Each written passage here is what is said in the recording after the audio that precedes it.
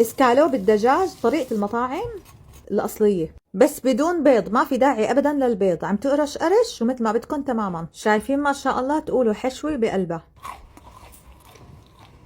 ضلت على المجلة كل اليوم ولسه بعدها عم تقرش قرش. اول شيء قطعت صدورة الدجاج بهالشكل رقايق، حطيت عليهم كيس ودقيتهم دقتين ليطلع معي هالرقية. رشيت شوية ملح وبرشة ليمون وعصرة ليمون، حطيت لهم نص راس توم مهروس. التوابل هي ربع معلقة صغيرة بهارات السبعة، وربع معلقة صغيرة فلفل ابيض او اسود، رشة زنجبيل وكزبرة، طحنت كلون فليكس او بقسماط، حطيت نفس التوابل بس زيادة معلقة ماجي معلقة صغيرة، ونفس التوابل كمان حطيتها على كاستين طحين. حركت يا أكابر.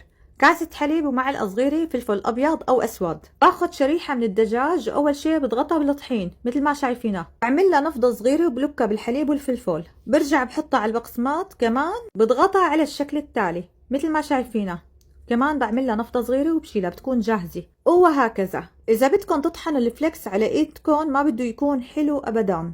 أنا اللي استعملته كان بالليمون والزنجبيل، لهيك كان مناسب للإسكالوب. وإذا بدكم البقسماط الكعك المطحون الجاهز، كله بيعطيكم نفس النتيجة. حميت الزيت على نار وسط وقلبتهم، وكل ما كترته بالمقلة بيعطيكم النتيجة أفضل. وجربوا الطريقة وادعوا لي، ورجعوا على الفيديو واعطوني رأيكم وعلقوا لي، ولا تنسوا اللايك. تابعوني حتى ما تضوعوني.